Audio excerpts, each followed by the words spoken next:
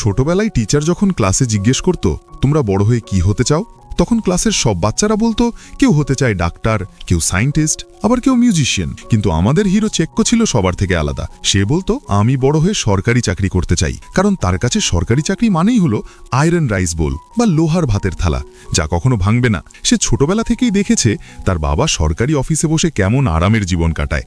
Office টাইমে তাস খেলে, চা খায়, আর সরকারি ফোন ব্যবহার করে ঘন্টার পর ঘন্টা ব্যক্তিগত কথা বলে। তাই ছোটবেলা থেকেই তার বাবা তাকে সিল মারা প্র্যাকটিস করাতো, যাতে ভবিষ্যতে সে একজন দক্ষ সরকারি আমলা হতে পারে। কিন্তু এই আরামের চাকরি কি সারা জীবন থাকে? কেন তার এই সাজানো জীবনে নেমে এলো ভয়ানক ঝড়? চলুন জেনে নেওয়া যাক। গল্প শুরু হয় ইটালির এক সরকারি অফিস থেকে, যেখানে চেক্কো বড় হয়ে তার স্বপ্ন পূরণ করেছে। সে এখন একজন সরকারি কর্মকর্তা, যার কাজ হলো বনের পশু পাখি শিকারের লাইসেন্স দেওয়া। তার ক্ষমতা সামান্য হলেও সে মানুষকে এইটুকু দিয়েই আটকায় আর টেবিলের নিচ দিয়ে প্রচুর উপহার বা ঘুষ নেয়। ইটালিতে সরকারি চাকরির কদর অনেক, তাই চেক্কোর গার্লফ্রেন্ডের ফ্যামিলিও তাকে মাথায় তুলে রাখে। তার হবু শ্বশুর শাশুড়ি তাকে জামাই হিসেবে পেয়ে গদগদ, কারণ এমন পার্মানেন্ট চাকরি কার বা থাকে। অন্যদিকে বাড়িতে তার মা তাকে একেবারে রাজার হালে রাখে। সকালে নাস্তা রেডি করা, কাপড় ইস্ত্রি করা, টাই পরিয়ে দেওয়া থেকে শুরু করে সব কিছুই মা করে দেয়। চেক্কোর জীবনটা ছিল স্বপ্নের মতো।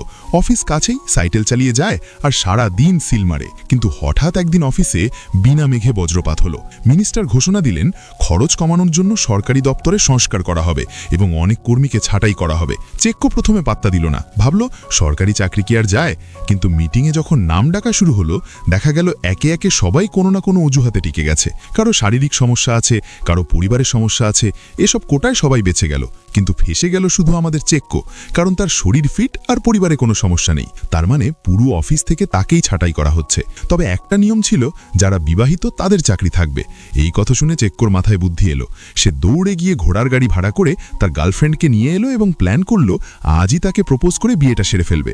রোম্যান্টিক ডিনারের আয়োজন করে সে যখনই আংটি বের করতে যাবে, ঠিক তখনই সেখানে তার অফিসের বড় কর্তা হাজির। চেক্কো তাকে বলল, স্যার আমার চাকরিটা রাখবেন, আমি বিয়ে করছি। কিন্তু বস বলল দেরি হয়ে গেছে, নতুন আইন পাশ হওয়ার আগেই বিয়ে করা লাগতো, এখন আর লাভ নেই। এই শুনে চেক্কো মুহূর্তের মধ্যে পকেট থেকে আংটি লুকিয়ে ফেলল।